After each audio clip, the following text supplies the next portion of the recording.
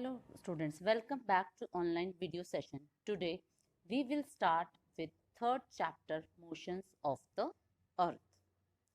Has two types of motions, namely rotation and revolution.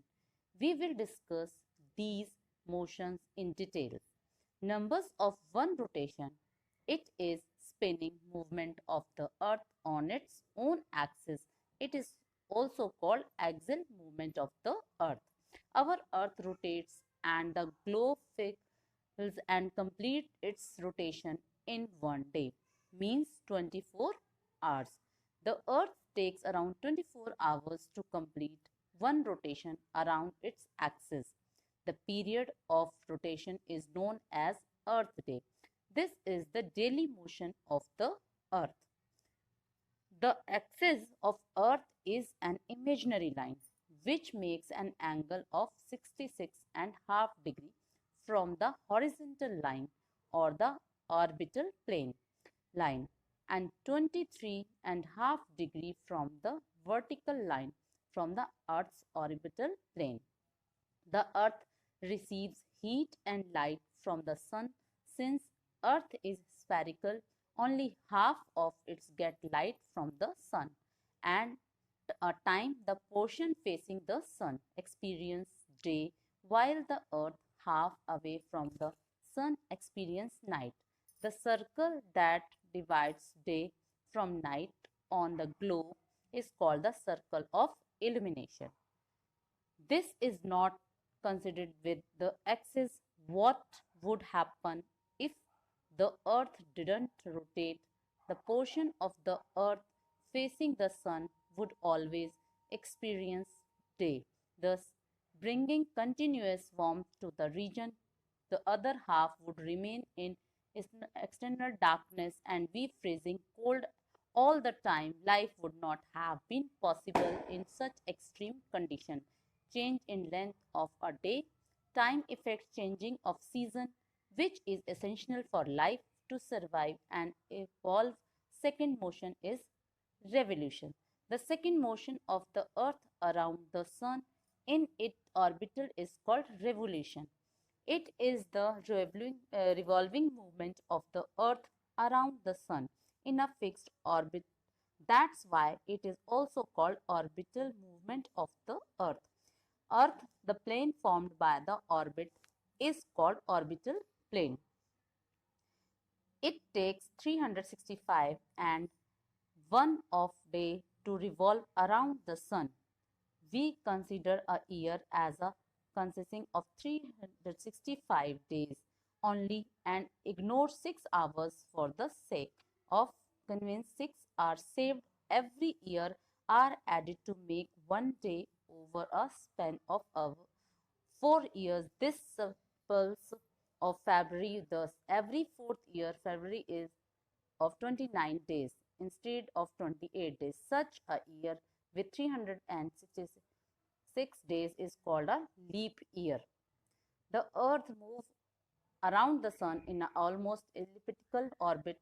Throughout its orbit, the earth is inclined. In next video we will study about solstices.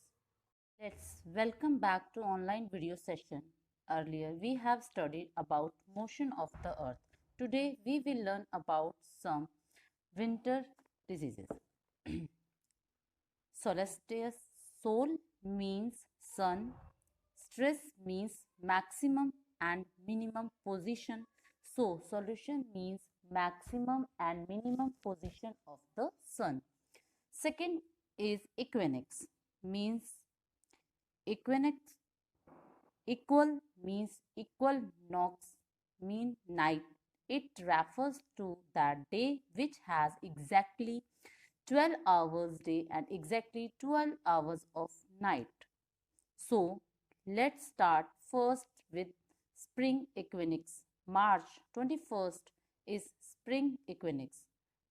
The overhead sun is over the equator, so the equator receives maximum heat. The angle of sun decreases as we go towards the poles. The length of the day and night are same in both the hemisphere and they receive equal amount of solar radiations after this day, it is supreme in the north hemisphere, where the day is longer than the night, and it is autumn in the south and hemisphere, where night is longer than the day. Next is summer solstice. 21st June. On this day, the sun is overhead the Tropic of Cancer, and the north arm is very still towards the sun. As a result, the rays of the sun falls directly on the Tropic of Cancer.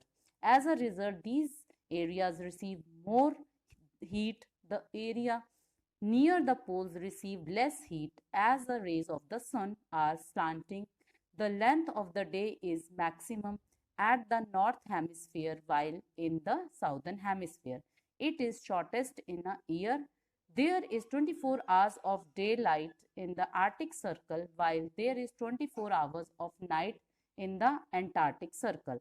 As when the sun is near the Tropic of Cancer, it is visible the North Pole for 6 months, and it is dead here at the same time. Sun cannot be seen from the South Pole for 6 months, so it is night there, and vice versa.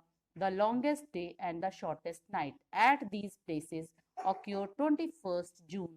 So 6 months daytime, that is from March to October, and 6 months night time from October to March. Next is autumn equinox. 23rd September. On this day, the sun is overhead on equator. Equator accepts maximum heat. Again, from this day onwards, the northern hemisphere is in autumn equinox, and south though hemisphere is spring equinox. At this position, neither of the poles is still towards the sun, so the whole earth experiences equal less and equal nights. Next is winter solstice. 22nd December. On this day, the sun is overhead of Tropic of Capricorn. It receives direct rays of the sun as the south pole tilts towards it. As sun rays fall vertical at the Tropic of Capricorn, so a longer position of the south and hemisphere gets light. Therefore, it is summer in the south hemisphere with longer days and shorter nights. The same receive happens in the northern hemisphere. So, Christmas is celebrated in summer in Australia. So, this is all about motion of the earth, that is rotation and revolution. Because of this revolution and rotation, the days as well as the seasons take place